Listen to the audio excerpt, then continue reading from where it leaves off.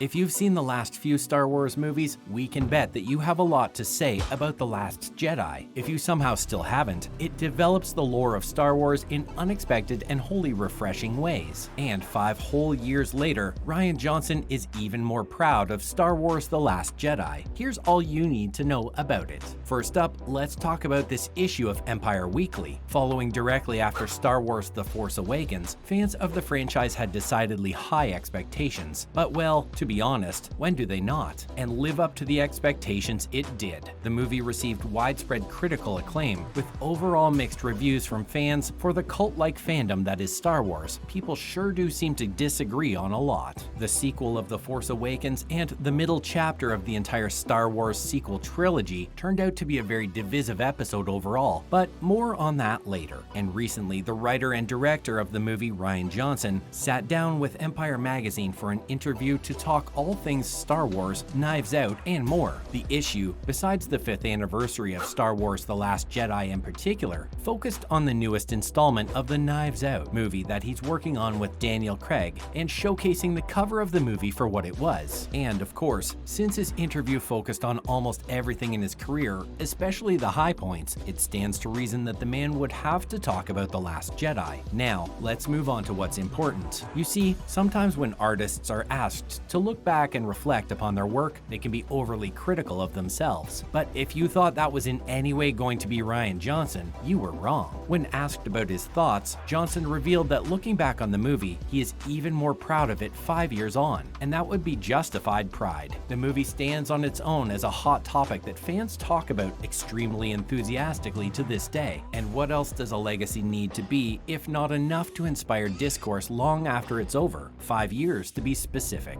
He even said that when he was up to bat, he really swung at the ball. So it's safe to say he feels confident in his writing and direction skills to this day. And let's be real, The Last Jedi did a lot in terms of developing the Skywalker Saga in exciting ways. For example, it continued the story of Rey, Poe, and Finn, and managed to become so much more than just a Star Wars movie, a fact that, as we stated, didn't appeal to everyone. He also dug deep into the soul of Luke Skywalker himself, well after the tale of Return of the Jedi, and managed to develop threads for The Force Awakens in fresh ways as well. For context, it pulled about $1.3 billion worldwide, all while remaining divisive, an awe-inspiring feat. Wouldn't you know it, he said more on the subject. Johnson claimed that The Last Jedi isn't just a Star Wars movie, and that he thinks it's practically impossible for anyone who grew up on the movies to approach Star Wars without thinking about it as a myth that they were perhaps raised with. He explains that a lot of people see these stories as very real in a legendary manner, and because of that, they're kind of baked into them,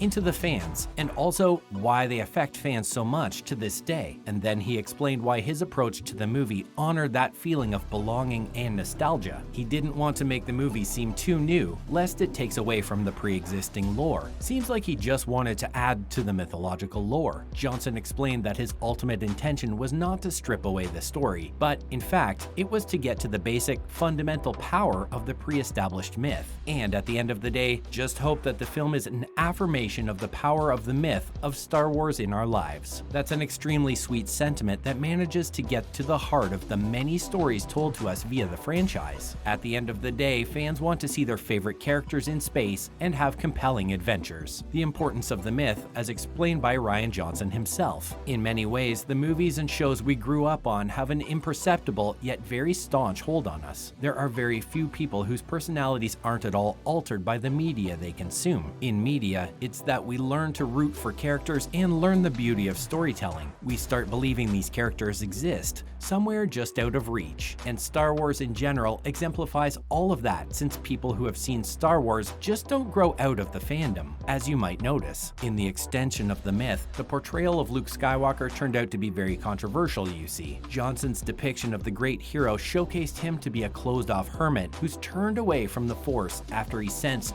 the darkness in his nephew Ben Solo after his association with it. Even accidentally pushes him further into the antagonist category, which is how we get Kylo Ren. In any case, Luke is a much different character when we are reacquainted with him than he was when we left him as a young adult. And pause for spoilers, even though The Last Jedi is over 5 years old, we don't want you to miss it. So, Luke Skywalker dies at the end of the movie, completing his legendary arc through the Star Wars series. We see him become a galactic symbol of hope and rebellion once more. The birth of a new Skywalker legend, if you will. The director explained it as such. The final images of the movie, to me, are not deconstructing the myth of Luke Skywalker, they're building it, and they're him embracing it. And at the end of the movie, showcases them absolutely defying the notion of throw away the past, and embracing what actually matters about his myth and what's going to inspire the next generation. He explained that to him. The process of stripping away is always in the interest of getting to something essential that really matters, aka The Last Jedi itself, probably. In other related news, as we mentioned, Rian Johnson also discussed a few other things besides Star Wars. On Empire Magazine's interview, a mystery cover for the new Knives Out movie by Rian Johnson was revealed. The movie that originally seemed to be your average run-of-the-mill murder mystery flipped on its head with twists and turns that riffed on the conventions of classic Agatha Christie tales to create something totally new, all while managing to deliver a thriller that's genre appropriate for your traditional whodunit story.